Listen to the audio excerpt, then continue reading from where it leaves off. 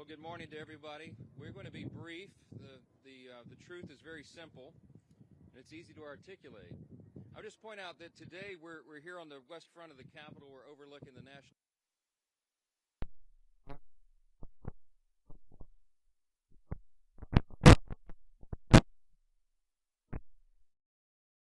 Come and visit. They walk these grounds.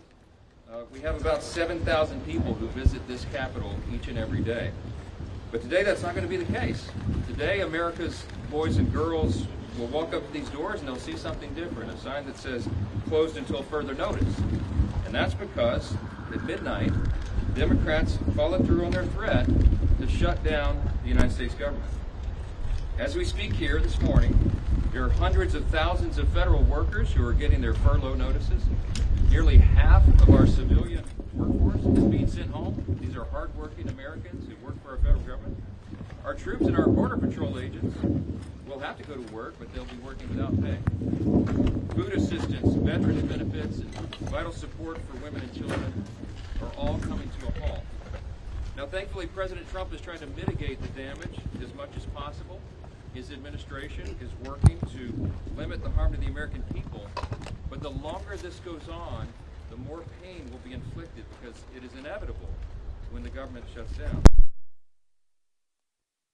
Every single bit of this. Democrats could have worked with us in a bipartisan manner to avert this unnecessary and very harmful shutdown. But instead, they did something that is rather shocking to us.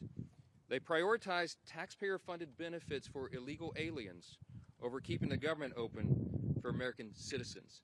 They themselves position that as a binary choice, and it's patently absurd. Listen to what the Democrats are demanding.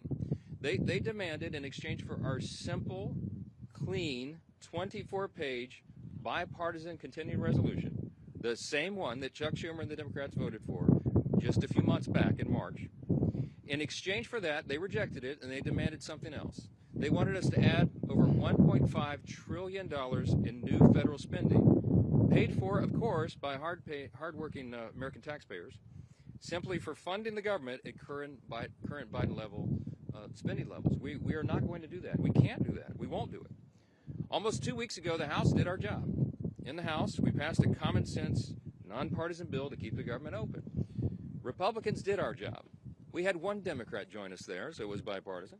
But every other Democrat in the House voted to shut the government down. And last night, 44 Democrats in the Senate did the same thing. This is a clean resolution. It would simply buy Congress a few more weeks, 7 weeks, to finish the job. Why do we need that time? So that appropriators in both parties can finish their work. They've been restoring regular order. They've passed 12 separate bills out of committee in the House, and the Senate has done its work as well. 3 bills of the 12 passed in each chamber. They don't line up exactly, so there's a conference committee constituted, the first time in years that that's happened. We just need more time because we ran out of clock at the end of the fiscal year, September 30.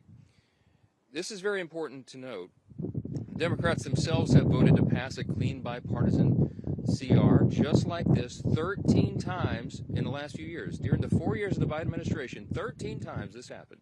Republicans did the responsible thing, even when we were in the minority, to keep the government open. And today should be no different. There is nothing new in this legislation. There's no poison pill. There's no partisan tricks. There's no gimmicks whatsoever. The only difference today is the man who is sitting in the Oval Office. Rather than work with President Trump and Republicans to get this job done, as our party has done repeatedly in the same situation over the years, Democrats want to play political games with the lives and the livelihoods of Americans.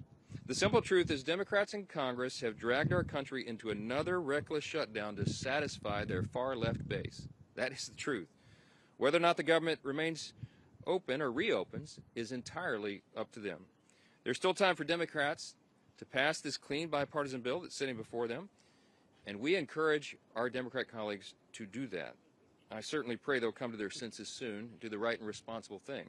The reason they will have one more opportunity today is because of the sound leadership that is being provided in the U.S. Senate by our colleagues who are standing here with us. This is a joint press conference, as you know, between the leadership, Republican leadership in the House and the Senate.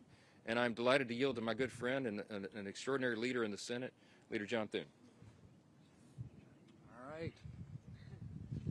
Thank you, Mr. Speaker.